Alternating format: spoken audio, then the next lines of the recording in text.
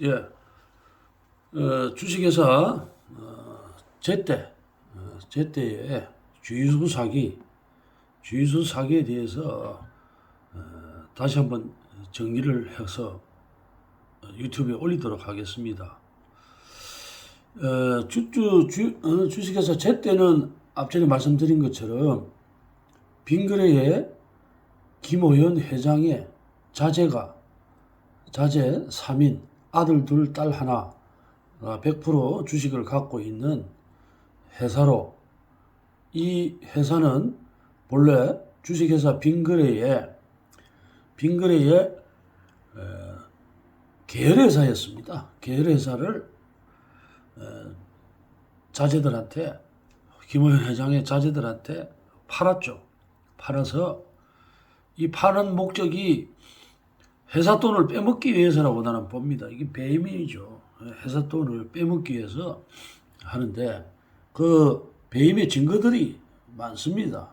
많은데, 자, 일단 보시면 주식회사 제때가 이루어지는 사기는 아까 전에 말씀드린 것처럼 화물운송 계약에도 없는 주유소 사용을 하는 데부터 시작을 하죠. 화물운송 계약서에는 이런 게 없습니다. 뭐냐면은 화물운송 계약서를 한번 볼까요? 화물운송 계약서에는 여기 보면은 어디에도 제때 주유소를 사용하라는 것이 없죠. 없는데 일단 운송계약을 체결하게 되면 계약서에도 설명도 없습니다. 이거 뭐 그냥 설명도 없고 날인도 하지도 않고 교부하게 돼 있는데 그런 행위도 안 하고, 그렇게 해가지고 이제 운송을 하면은 제일 먼저 이제 해야 되는 게 이제 뭐냐면은, 운송 계약서를 먼저 볼까요? 보면은 이 사기를 치기 위해서 경비라고, 이 운송계약의 경비는 운송계약이 이런 게 들어갈 수가 없죠. 왜냐하면 운송계약이라는 거는, 운송료라고 하는 거는 화물 차량이 운반하는 거리, 3요소잖아요. 거리, 그 다음에 화물의 용적, 부피, 볼륨이죠. 부피, 그 다음에 무게, 요 세 개가 화물 자동차의 운송 금액을 결정하는 요소인데, 통상적으로 운송계약에도 없는 이런 경비 같은 이런 거, 아니 이런 3요소 거리, 부피, 무게, 요걸로 가지고 화물 운송료가 결정이 되면 그 돈을 받아 가지고 화물차주들이 도로비도 내고 밥도 사 먹고 그 다음에 기름도 넣고 이래 하는 거 아닙니까? 다 이런 식으로 운송계약을 하는 업체들이 없어요. 이런 운송계약을 한다는 자체가 사기를 치기 위한 밑밥입니다, 이게. 거기 보면 왜 저 경비부담, 아니, 운송료를 주면 경비를 기름도 넣고 하는 거 하는데 왜 자기 도로비하고 이런 거는 당연히 화물차주들이 내는 건데, 또 우리 화물차들이 저녁에 8시 넘어가면은 9시입니까? 9시 넘어가면은 도로비도 할인돼요. 할인되고, 또 기름도 조금이라도 싼 곳에 가서 기름을 넣으면 경비 전략이 되죠. 그런데 왜 이런 식으로 운송계약에다가 경비라는 쓸데없는 걸 하고, 그 다음에 경비 이거 말고도 여러 가지 불합리한 내용들이 들어가가 있는데 그거는 무효죠. 무효입니다. 이건 소송을 걸면, 소송을 지금 걸고 있지만, 또 여기 또 뭐라고 해놨습니까? 뭐 이 계약서에도 이런 도로비나 유류비를 실비로 지급한다, 실제로 지급한다, 실제로 들어간 금액을 지급한다. 그 다음에 화물차주들은 이런 도로비하고 유류비를 월 단위로 정산해서 월 말에 갑에게 청구를 합니다. 이 청구를 하는 행위가 정방향이죠. 정방향. 이 보면 역방향이 있고 정방향이 있는데, 이제 세금계산서 얘기가 나오면 정방향이 있고 역방향이 있는데, 매출자들이, 우리가 이제 이거는 매출이잖아요. 매출자들이 매입자들한테, 제때한테 돈을 받게 되면은 매출자가 우리 화물차주들이 청구를 합니다. 청구를 하면서 세금계산서를 발행을 하죠. 그러면 돈이 입금이 되면 청구가 입금으로 바뀌죠. 그래서 이런 거를 정방향이라 합니다. 을이 갑에게 청구하는 걸 정방향.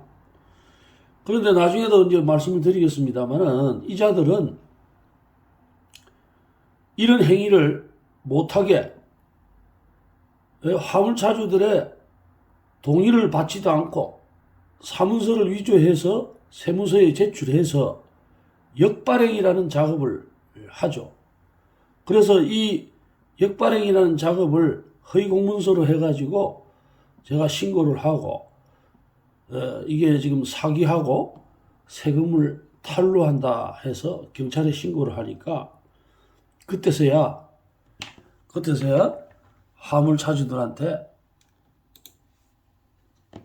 지금 보고 계신 게 역발행 동의서입니다. 그때서야 역발행 동의서를 받았어요. 받아가지고 제가 그 역발행 동의서를 안에 있는 내용을 타이핑을 썼습니다. 쳐보면은 참 대단합니다. 대단합니다. 이걸 읽어보면 역발행 전자세금계산서에 동의를 안 할 수 없도록, 그래서 이 사람들도 이제 그런 얘기가 나오잖아요. 역발행 하면서 뭐라고 적어놨냐면, 부가가치세법상 세금계산서는 공급자, 차주가 공급받는 자, 당사, 제때에게 발행하는 것이 원칙입니다. 이게 정방향이라는 거죠. 전자세금계산서 발행은 재화 및 용역 외 공급이 이루어진 날 10일부터 다음 달이죠. 다음 달 10일까지 의무 발행하게 의무가 있으며, 10일 이후에 발생 시에는 지연 발생으로의 가산세가 부산되고, 요 얘기를 왜 하느냐면요, 자기네들이 그 가산세 때문에 화물차주들이 제대로 전자세금계산서를 발행 안 하면 화물차주들도 지연 발생에 따른 가산금이 붙지만 자기네들도 붙는다 이거예요. 여기 보면은 화물차주들은 공급하는 화물차들이 지연 세금계산서를 지연하게 되면 1%, 그 다음에 자기네들도 0.5% 한다 이거죠. 그래서 여기 이제 쏘기는 얘기, 당사는 차주분들 외 사주분들의 편의 제고와 업무 간소화 목적으로 역발행 전자세금계산서를 활용하고 있으며, 여태까지 있었죠. 했죠. 동의 없이. 왜냐하면 이 승인대행 처리 동의서를 받는 이유는 기존에 자기네들이 세무서에 제출할 때 위조를 해갖고 제출했기 때문에 법적으로 문제가 생기니까 지금 처리 동의서를 지금 받으려고 이 주유소에다가 이런 식으로 서명을 단체로 받고 있는데, 그 문구입니다. 문구고, 그래서 이제 더 읽어보면, 당사의 업무는 전자세금계산서의 작성과 작성 내용을 확인을 받기 위한 발송까지다. 여기서 보면 딱 보세요. 이것도 지금 문제가 있는 게, 전자세금계산서의 작성과 작성 내용을 확인을 받기 위한 거다. 결제는 누가 한다? 우리 차주들이 결제를 한다는 얘기죠. 자기네들이 작성하는 데까지만 자기가 하고, 이거를 승인하는 거는 차주들이 한다는 얘기입니다. 발송된 역발행 전자세금계산서의 승인 처리의 책임은 차주에게 있다. 왜냐하면 이제 당연하죠. 승인을 하면 이제 자기네들이 동의해줬기 때문에 하는 게 차주가 책임진다는 거죠. 차주가 승인 처리에 완료해야만 전자세금계산서의 발행이 정상적으로 이루어진다. 무슨 말이냐면 저거가 조작되어 있는 금액을 가지고 전자세금 계산서를 작성을 해갖고 우리한테 알려주면 차주들이 승인 처리를 해야 이게 전자계산서가 발행이 된다. 그 얘기를 하는 겁니다. 그래서 항상 승인을 해줘야 되죠. 승인을 해줘야 되는데 뭐 저거가 다 조작해가지고 만들어 놓고 그냥 승인하는 절차인데 여기서도 보시다시피 가상금 문제를 가지고 자기네들이 전자세금 계산서를 발행하는 것이 합법화된 것처럼 정당성을 얘기하는 거죠. 본인은 차량 운행 및 타사 기타 사업 유동 등으로 이래 쭉 하고 뭐 이거는 그렇게 중요한 내용이 아니네. 여기 이제 나오네요. 역발행 전자세금계산서 승인 대행 동의는 아래의 동의 서명, 아래의 동의 서명이라는 건 이제 요거죠. 요 서명에 본인이 서명 날인하는 것으로 효력이 발생하며 미 동의 시에는 제때가 승인 대행 처리할 수 없으므로 본인은 세금계산서 발행과 관련한 어떠한 이의도 제때에 제기할 수 없는 것에 동의합니다. 이렇게 겁을 주죠. 정발행을 요즘 전자세금계산서가 발행하기가 얼마나 쉽습니까? 금액만 입력하면 되는 거고 접촉해가지고 홈택스에 들어가서 인증서가 다 있게, 왜냐하면 여기에 있는 승인 처리를 하기 위해서도 인증서가 있어야 되고 주식회사 전자세금계산서를 주식회사 제때한테만 발행하는 거 아닙니다. 전자세금계산서를 제때한테만 발행하는 거 아니죠. 다른 업체들한테도 저희가 발행을 하기 때문에, 그리고 또 홈택스를 이용할 때는 부가가치세 신고라든지 그 다음에 종소세 신고 이런 것들을 할 때도 업무 처리를 위해서 홈택스에 들어가서 다 인증서를 갖고 있어요. 그 업무 중에 한 개입니다. 그냥 정산회가 청구하면 우리가 들어가 있던 한 달 동안 자기네들이 운송료 일부분으로 주기로 한 도로비하고 기름값하고 이런 것들을 계산하고 회차에 따른 운송료하고 이런 걸 합산을 해가지고 청구를, 전자세금 계산서를 우리가 발행을 하면서 청구를 하면 되는 거예요. 청구를 하면 되는데 그렇게 되면 정상적으로 청구가 되겠죠. 그런데 자기네들 원하는 허위 전자세금 계산서를 발행을 하고 사기를 치기 위해서는 정산되어 있는 금액 정산도 자기네들이 하고 전자세금 계산서의 작성 이런 것들도 계산서 전자세금 작성하고 작성하는 내용도 자기네들이 하잖아요. 해가지고 우리는 승인만 하도록 그렇게 하면서 사기가 완성이 되는 겁니다. 그러면 이 지금 제때가 이런 사기를 하면서 주유소를 차려가지고 이런 화물차주들한테 이런 식으로 해가 사기를 치고 하고 이를 하는 목적이 있을 거 아닙니까? 그죠? 물론 돈이죠. 돈이지만은 이 주식회사 제때하고 빙결의 제때의 재무제표를 이래 보니까 재무제표에 그 내용이 나와요.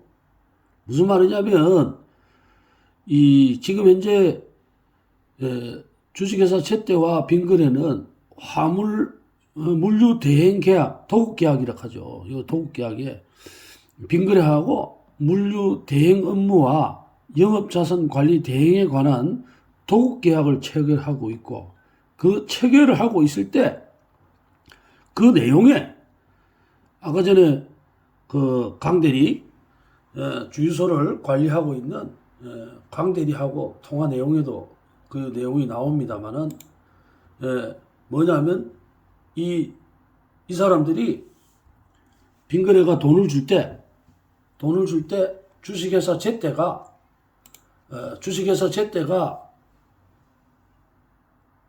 제때하고 계약되어 있는 제때 차량에 들어가는 그 주유 단가를 계산을 한다는 겁니다. 그 계산 때문에 이런 사기 행위를 하는 거죠. 그러면 무슨 말이냐? 그 제때 차량에 넣는 주유 단가가 높으면 높을수록 빙그레로부터 많은 돈을 받게 되기 때문에 이런 사기가 이루어지는 겁니다. 그것도 좀 이상하잖아요. 평균적으로 해가지고 이렇게 물류 대행 도급 계약을 주게 되면 1년에 540억이라 하는 이 계약을 이렇게 해서 주게 되면 회사 내에서도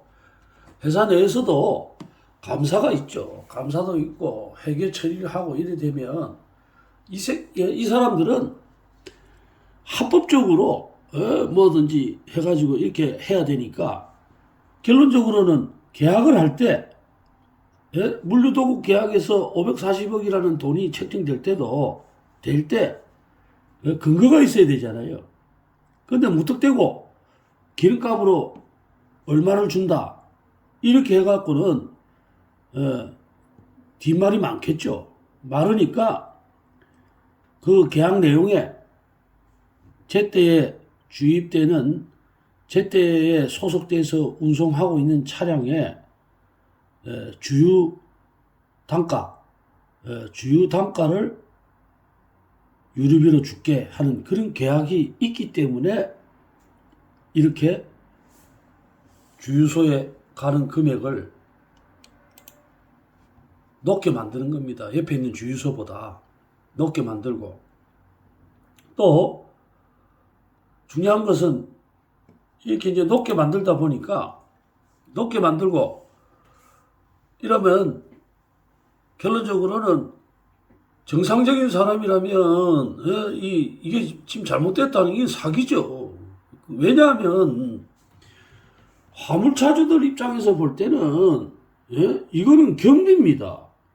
경비는 작게 들어가야 화물차주들이 이익을 보는 건데 옆에 주유소에 여기서 못 넣게 하고 자기네들한테 넣게 하기 위해서 이렇게 화물차에다가 연료통을 2개씩 달아가지고 이렇게 하고 하면 반발이 있을 수밖에 없고, 또 처음 온 사람들이나 다른 일을 하다가 다른 데서 이제 운송하고 일을 하다가 이러면 이게 이상하다는 걸 직감적으로 알죠. 이거는 사기다. 경비를 작게 들여야만, 기름을 작게 써야만 화물차주들이 이득을 보고 하는데, 이렇게 터무니없이 비싸게 기름을 넣는 데는 자기네들 이익을 위해서죠. 이익을 위해서고, 그 다음에 이렇게 많이 주고 난 다음에 어쩝니까? 돈을 지급할 때는 이게 많이 받고 이렇게 해가지고 많이 받고, 지급할 때는 사기를 쳐갖고 작게 지급하고 그 다음에 세금 계산서로 할 때 작게 지급된 금액을 정당화시키기 위해서 세금 계산서 발행을 사문서를 위조해가지고 세무서에다 제출해서 자기네들이 기록을 하고 마지막에 우리 보고 승인해라 해가지고 돈을 지급하고, 또 돈을 지급할 때도 바로 지급 안 하죠. 운송계약에는 청구하면 화물차주들한테 돈을 주게 돼 있는데, 이거를 거기서 또 돈을 뽑아가기 위해서 이 화물차주들이 위수탁 계약을 맺고 있는 차주들한테 돈을, 이건 불법입니다. 그래서 이 불법으로 가지고 또 전체 매출액이라고 하는 건 이거 얘기죠. 여기 보면은 900 몇십만 원에다 부가세 포함되면은 1000만 원이 넘어가죠. 1068만 7천원, 여기에 4%를 떼가고, 그 다음에 나중에도 말씀을 드리겠습니다만 주차장이 없어요. 주차장이 없는데도 관리비라고 해서 주차비를 또 뜯고 그렇게 해서 하고, 그 다음에 또 운송료를 작게 지급하는 과정에서 세금의 탈루가 일어나죠. 세금의 탈루가. 우리 화물차주들한테 지급돼야 될 기름값을 작게 지급하면서 10% 이상 작게 지급하면서 세금도 실제로 내야 될, 자기네들이 내야 될 세금의 10% 이상을 작게 내고, 차 한 대당, 여기 지금 보면 뭐 10% 같으면 한 99만 원 정도 되죠. 세액이 9만 원인데 그게 1000대, 차량이 1000대일 경우에 어떻게 되겠냐는 얘기죠.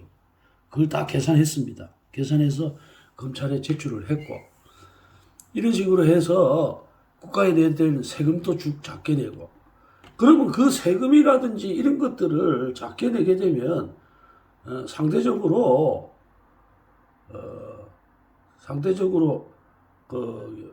피해를 보는 건 화물운송차주들이 볼 수밖에 없는 거예요. 없는 거고. 그래서 전반적으로 이렇게 해서 사기가 이루어지고, 이런 모든 사기의 핵심은 빙글에 김호연이 짜낸 거다. 김호연이 탈세를 하고, 주범이죠. 주범이고, 그 밑에 있는 직원들이, 그 대화 내용도 이리 들어보시면 놀랍지 않습니까? 그런 이상하게 생각을 하고 이상한 걸 발견을 하면 그 사람을 내보냅니다. 왜? 사람들은 얼마든지 구할 수 있거든요. 또 구해주는 사람들이 있어요. 그래서 그 사람들 별로 공급받으면 되기 때문에, 그래서 내가 한번 보여드릴게요. 어떻게 공급을 받는지 보시면은,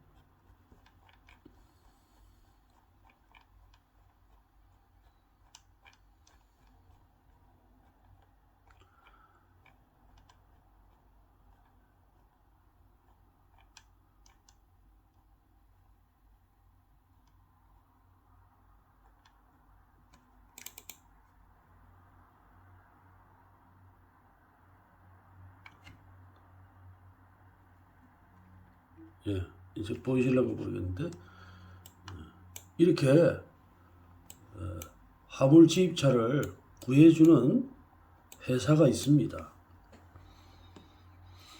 라운물류 화물기사 모집, 제때 지입기사 나오죠. 나오고, 여기 나오죠. 문구를 한번 볼까요? 지입 차량부터 화물 지입 일자리까지 다 같이 하고 확실한 회사다 하고 이렇게 선전을 하죠. 선전을 하고, 그 다음에 이제 여기 보시면, 저희는 지입 차량 구매와 화물 지입 기사의 일자리까지 동시에 진행되는 회사다. 요거는 뭐냐면은 일하는 일자리죠. 도농센터 남양주에 있죠. 11톤 차량을 모집한답니다. 그래서 출근지는 도농센터고, 남양주, 그 다음에 배상 종목은 1차 우유, 2차 아이스크림, 운행구간은 신갈하고 용인을 왕복한답니다. 신갈하고 용인에 왕복하는 구간이고, 그 다음에 근무시간은 오전 1시부터 이래가지고 주 5일 근무한다. 450에다가 이래서 한다. 나이는 이렇게 한다. 보험은 화물공제에 가입돼 있다 하는 거, 이런 광고가 나오고, 이런 식으로 해서 사람을 공급을 합니다. 요거는 농산센터, 농산공장에 있는 거죠. 하는 것을, 이것도 똑같이, 요거는 아산에서 당진, 진안에서 부안, 대전에서 농산을 완공하는 구간이고, 450만 원이다. 540만 원이다. 지급하는 게. 이런 식으로 해서 사람을 또 모집하고, 요거는 이제 뭐냐면 부산센터 김해죠. 김해에 있는 차들이고, 부산 용인 왕복하고 주 6일 근무하고 460만 원입니다. 그런 식으로 해서 공급을 받습니다. 받고,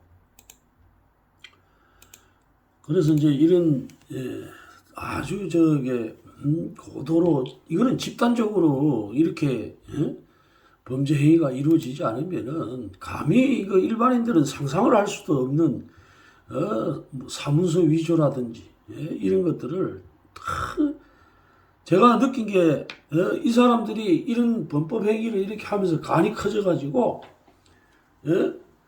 좀 전에 말씀드린 것처럼 공무원들 알기를 우습게 알고, 경찰 알기를 우습게 알고, 그 다음에 범죄 행위를 그렇게 저지르는 겁니다. 그래서 뭐 저 같은 사람, 한 사람 정도 범죄자 만드는 건 그렇게 어렵지 않다고 생각합니다. 그래서 이거는 무슨 일이 있어도 처벌을 해야 되고, 그렇게 간략하게 말씀을 드릴게요. 감사합니다.